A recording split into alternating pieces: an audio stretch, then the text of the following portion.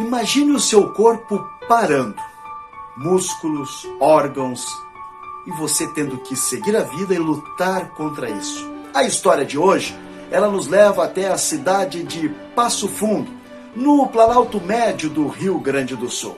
Saio aqui de Chapecó, vou até Passo Fundo para conversar com Lidiane Guerra, a nossa personagem principal.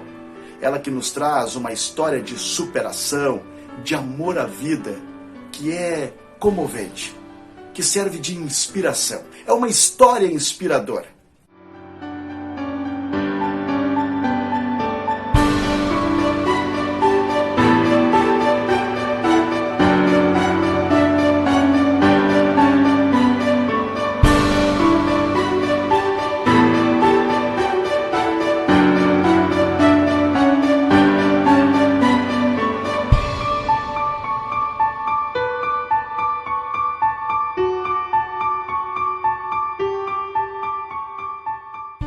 A Lidiane nasceu em outubro de 1979, na pequena localidade de Ipiranga do Sul, a pouco mais de 50 quilômetros de Passo Fundo, onde hoje ela reside.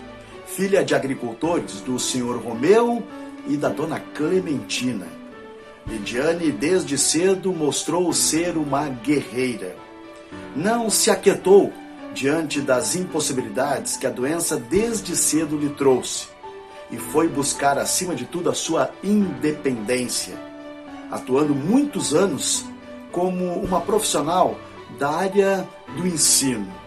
Foi buscar graduação, pós-graduação, mestrado e fez da quebra de barreiras e de vencer desafios o grande objetivo do seu fortalecimento enquanto ser humano, enquanto pessoa. A partir de agora, vamos conhecer mais da história de Lidiane Guerra, a nossa inspiradora de hoje. Apesar da hereditariedade da doença e dos indícios de que era portadora da síndrome de Charcot, Lidiane só foi diagnosticada oficialmente com a doença em 2006. No entanto, ela já sabia que algo a fazia diferente, tornava o seu dia a dia, tornava a sua vida diferente das outras pessoas. Tudo começou quando eu me sentia diferente das outras pessoas e não sabia o que eu tinha. Para mim era muito mais dolorido eu olhar para os meus amigos que eram da mesma idade que eu e eram diferentes de mim, conseguiam fazer as coisas e eu não conseguia. E eu me questionava muito, por que eu não consigo? Por quê? Por que eu não posso fazer isso se todo mundo consegue? Com o laudo oficial da doença no ano de 2006, Lidiane passou a viver uma sequência de sentimentos, da negação à aceitação e à decisão em fazer da vida algo realmente diferente.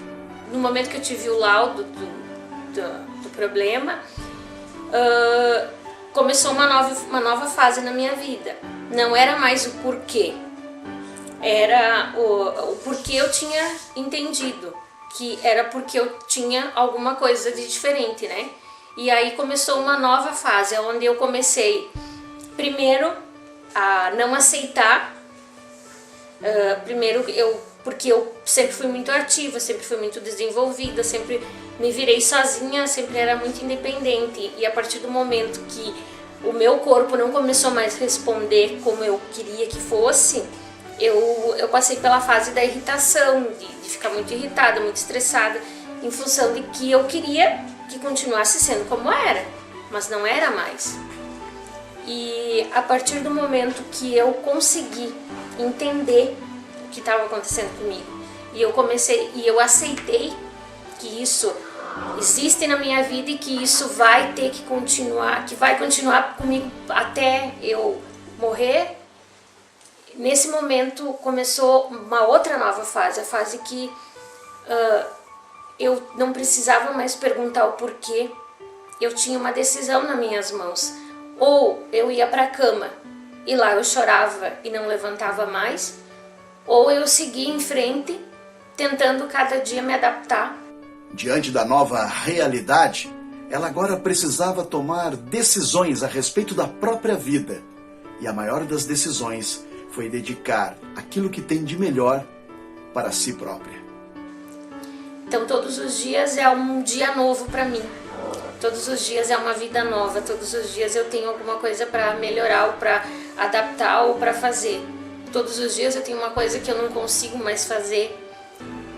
E aí eu tenho que ou achar um jeito de fazer, ou entender que alguém está fazendo por mim e aceitar.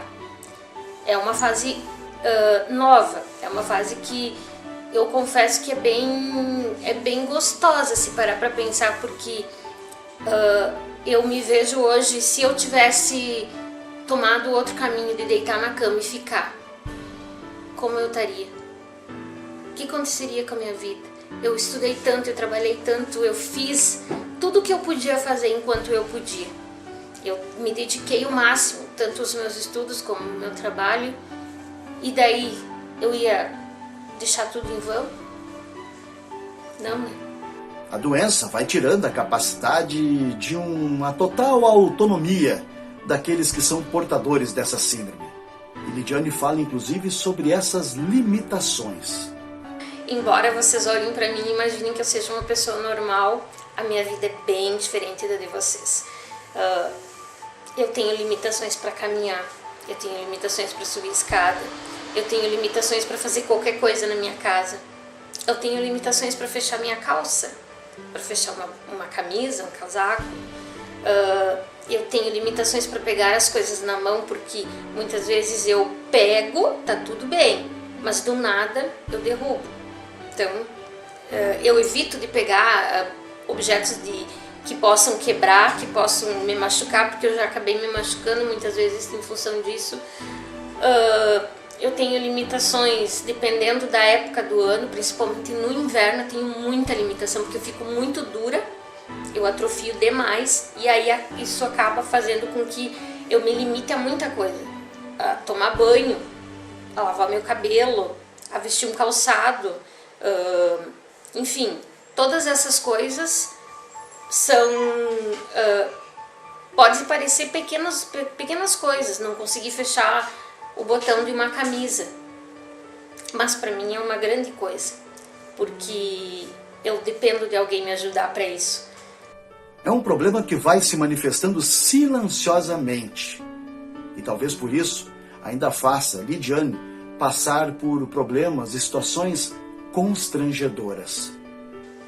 É horrível, porque primeiro que tu tem que, quando tu não vai conseguir fazer uma coisa, tu tem que estar dando explicação para a pessoa por que tu não pode fazer aquilo. Eu tenho enfrentado muito problema com a questão de... hoje eu tenho... como a doença é diagnosticada como uma doença incurável e uma deficiência física, eu tenho direito a vaga especial, eu tenho direito a fila, lugares nas filas, enfim. E isso me angustia muito. Eu deixei por muito tempo de usar a vaga especial, eu deixei por muito tempo de ir na fila preferencial para não ter que estar explicando tudo para as pessoas, porque muitas vezes aconteceu de eu ir e me questionarem: como assim? O que tu tem para estar aqui? Tu não tem nada, tu não pode estar, né? Tu não pode estar nesse lugar. E isso corrói lá dentro, porque se você não tiver o papel na mão, se você não tiver o teu diagnóstico ali na mão para provar para a pessoa não vai acreditar em você. Você vai passar por mentirosa, por ser faz, por sei lá, tantas outras coisas que passam pela cabeça das pessoas, né? Até mesmo a vida amorosa foi colocada à prova. Afinal de contas, foi difícil encontrar o grande amor da sua vida, aquele que também entendesse a sua realidade e estivesse ao seu lado.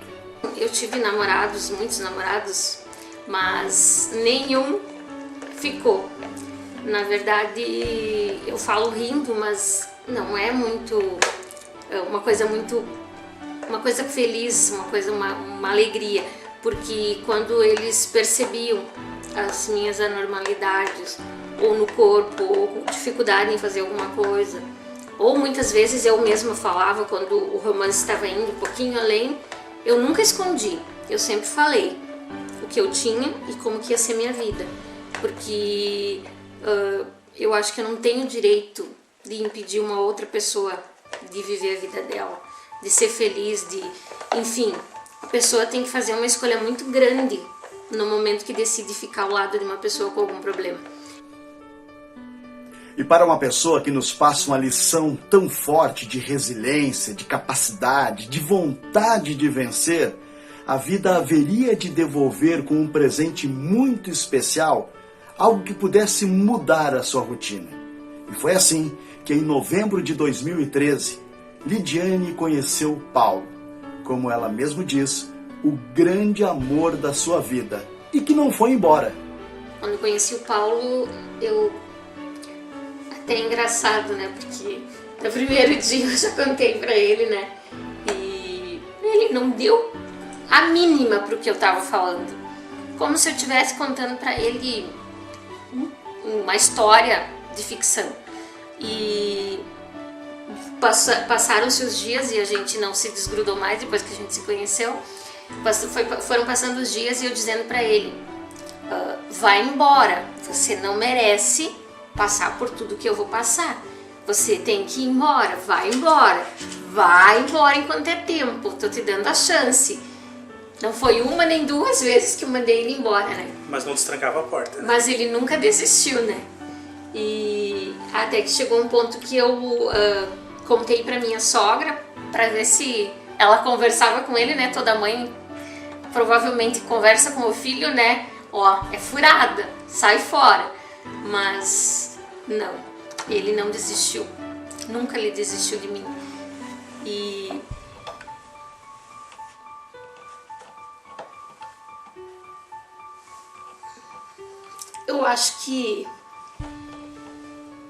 eu tenho certeza que eu só tenho uma coisa para te dizer. Duas, aliás.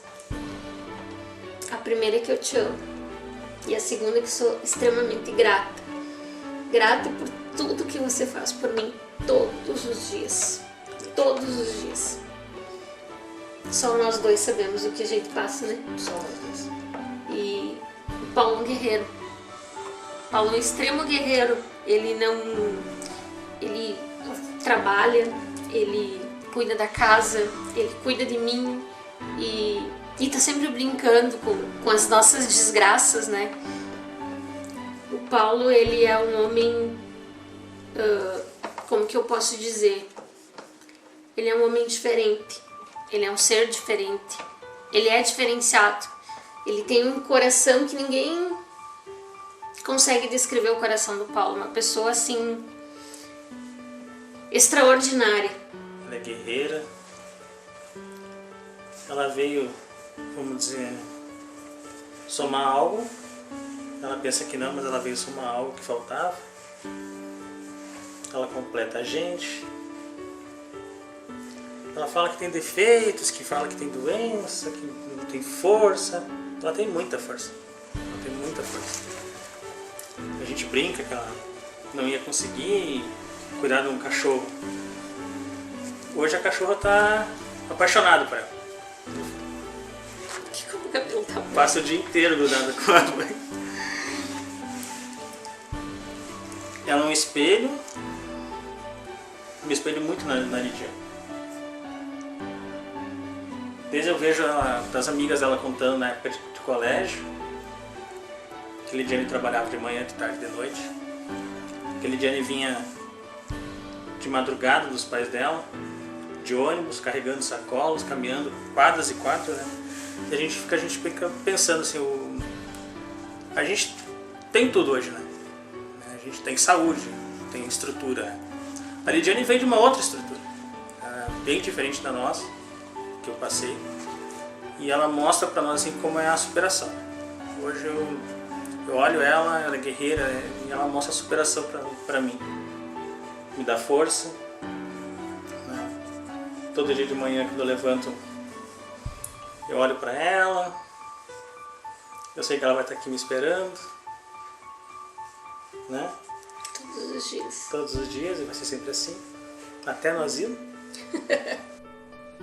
Não bastassem os desafios que já estava vivendo, No ano passado, Lidiane foi a São Paulo para uma consulta especial com o maior especialista sobre Charcot no Brasil. E ela voltou de lá bastante triste, porque além do diagnóstico confirmado da doença, existe ainda a possibilidade de que ela esteja sendo acometida por uma outra síndrome. Isso é, a sua doença pode ser ainda mais grave. Como aqui os médicos não tinham mais nada de novo para mim, alguma coisa que pudesse dar um pouquinho mais de qualidade de vida para mim, a esperança foi de procurar o especialista nesta doença. E o único especialista nesta doença, ele está em São Paulo, Dr. Wilson Marques, e ele, então fui para lá com a esperança de chegar lá e ele dizer, olha, tem uma terapia diferente, tem uma medicação diferente agora, né, ele é pesquisador, enfim, tem alguma coisa de diferente para você fazer. E ao chegar lá e ele me examinando e fazendo os exames, ele diagnosticou que além do Charcot-Marie-Tooth, eu tenho alguma outra doença junto, ligada à questão neurológica. Ou então, são dois diagnósticos que ele não afirmou, em função de que necessita ainda de mais exames, né? Mas ou seria isso, ou então seria um novo Charcot no Brasil. Um Charcot que ainda ninguém foi diagnosticado, em função de todos os processos de problemas e, como que eu posso dizer, sintomas que eu tenho. Tudo isso leva ele a crer que existem duas alternativas, ou outra doença associada, ou um Charcot novo.